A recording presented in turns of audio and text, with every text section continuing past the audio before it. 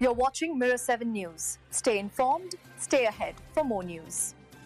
Labor negotiations between Air Canada and its flight attendants have hit a major roadblock, just hours before a critical strike notice deadline. For months, the airline and the Canadian Union of Public Employees, that is CUPE, representing over 400 flight attendants, have been at the table trying to hammer out a new collective agreement.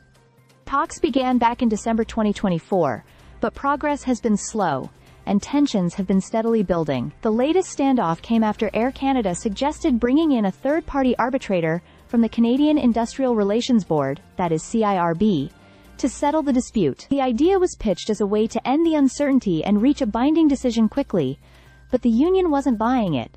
CUPE leaders argued that arbitration would favor the airline and sidestep real bargaining. In their view, Air Canada simply didn't want to keep negotiating face-to-face. Under Canadian labor law, if no deal is reached, CUPE can issue a 72-hour strike notice. That clock is now ticking. If nothing changes, a strike could start as early as this Saturday, just after midnight, grounding flights and throwing travel plans into chaos. The government does have the power to step in.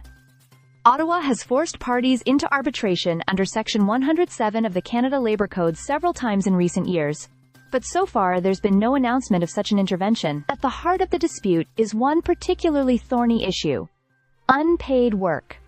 Flight attendants are currently paid only for the time between takeoff and landing. That means duties like boarding passengers, performing safety checks, or helping people disembark are done without pay. The union says this adds up to an average of 35 hours a month, nearly a full week's work, for free. Air Canada has offered to start compensating some of that time, but only at half the normal hourly rate. There's also the question of wages. The union says the airline proposed an 8% raise in the first year of a 4-year deal, adding up to a total 17.2% over the contract's duration. Air Canada claims its offer actually amounts to a 38% increase in total compensation when benefits are included.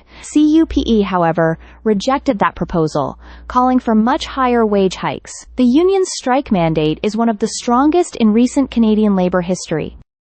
99.7% voted in favor, with a 94.6% turnout. Air Canada points out that pay for long-serving attendants has grown significantly over the past decade, and that more than half earn over $54,000 a year before benefits.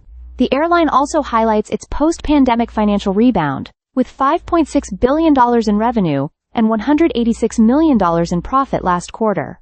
If the strike goes ahead, Air Canada says customers on cancelled flights will be refunded. But for now, with both sides holding firm, the countdown to a possible nationwide disruption is on. Stay subscribed for more videos.